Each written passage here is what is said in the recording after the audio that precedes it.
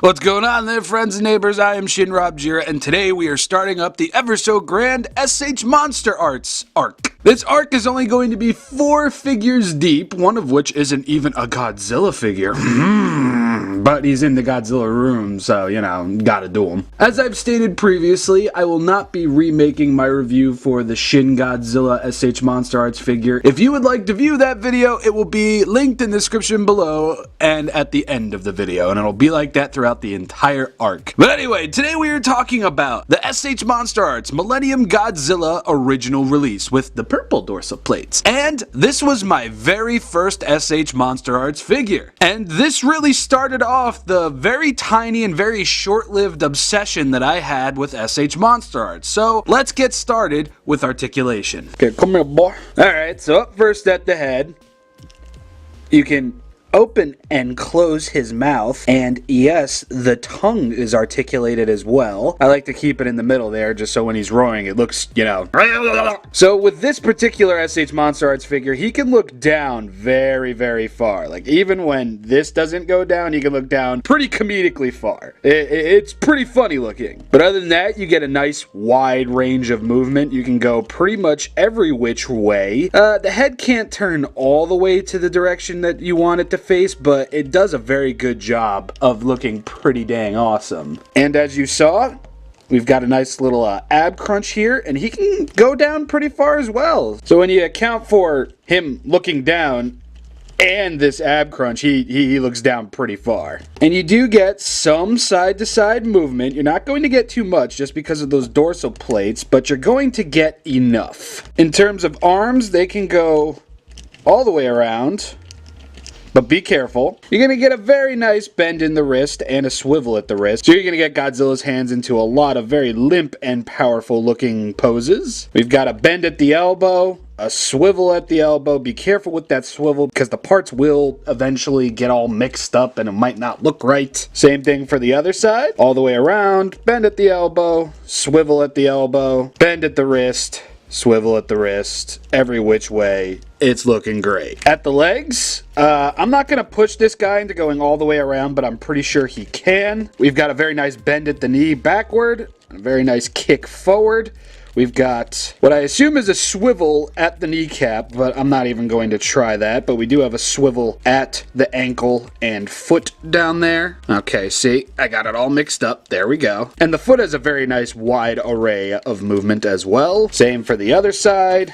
Okay, he just decided to go that far back. And yet again, ow, dorsal plates. Oh, you can kick up pretty high, you can kick in rather low. Movement in the ankle and in the foot. And the foot is on a swivel. I just don't want to mess this piece up. And the last place with articulation is at the tail. All the way up until the tip of the tail, you're going to get multi-segmentation. And unfortunately, mine doesn't really hold its pose too well. When it's like in a weird side-to-side motion, it'll hold decently, but when I want the tail to be up, or if I want it to be curved and up, it just sags. That's one of the unfortunate things in this figure, but to be completely honest, I never really cared just because I loved how this figure looked. Now, I do believe that this isn't the official 100% screen-accurate design of Godzilla 2000. I think this was based on concept art from Yuji Sakai, I believe. Correct me if I'm wrong. I might correct myself if I'm wrong in that. I'm definitely going to do some research as I'm editing this. One of the major differences in this figure are the feet. Apparently these feet are much more webbed than how they looked in Godzilla 2000 and Godzilla vs. Mechagodzilla. And I believe the head is different as well. Slightly different, not majorly different. But I think those two things were the major differing parts of this figure. That and the brown chest and the highlights on the knees. I don't know if that was in Godzilla 2000 or Godzilla vs. Mechagodzilla. But yeah, we're done with articulation. How about we go into detail?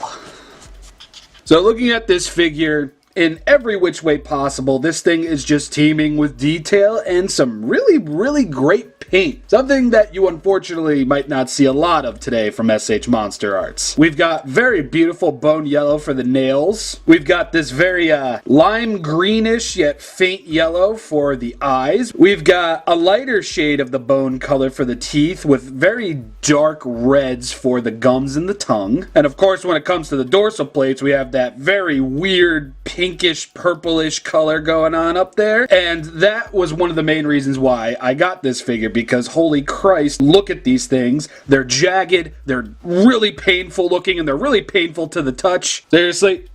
Ow. But detail-wise and paint-wise, these things are truly, truly something else. Like, really, really, really, really awesome. And as I showed before, we've got highlights on Godzilla's chest and knees. And whilst we're here, we might as well look at the scales on Godzilla. This guy looks amazing. It's like he hopped right off of the screen, or in this case, the concept art pad thing. There's detail everywhere the eye can wander, and it all looks truly fantastic. Yet again, here are Godzilla's webbed feet. And here we have a closer look at Godzilla's face, and Jesus, tap dancers, this is amazing. The eye looks fantastic. It's very well painted. We get another look at the teeth and the gums here, looking pretty dang perfect. And as you can see, we got Godzilla's ears, some spikes, his nose, that very mean looking brow. This thing is amazing. Here's a better look at the mouth with the tongue in the center. The paint might look a little messy in the mouth, but again, that's never truly bothered me at all, just because it looks so good. Now, before I picked this guy up, I was reading up on some of his faults, one of which is you can see the parts that hold all the joints together, and he does have a bit of a gap in the arms, but again, nothing too crazy, nothing that would honestly deter me from buying the figure, obviously. And here we're getting a better look at the tail, a better look at the purple dorsal plates that line the tail. Truly, truly beautiful, and the detail on the tail, mwah! Oh, just look at this. Oh my god. It looks so beautiful, so amazing. Someone stop me. And again, I have to talk about the dorsal plates again, because look at this, even the little ones over here lining the major line. Oh my god, they just look so, so, so very cool.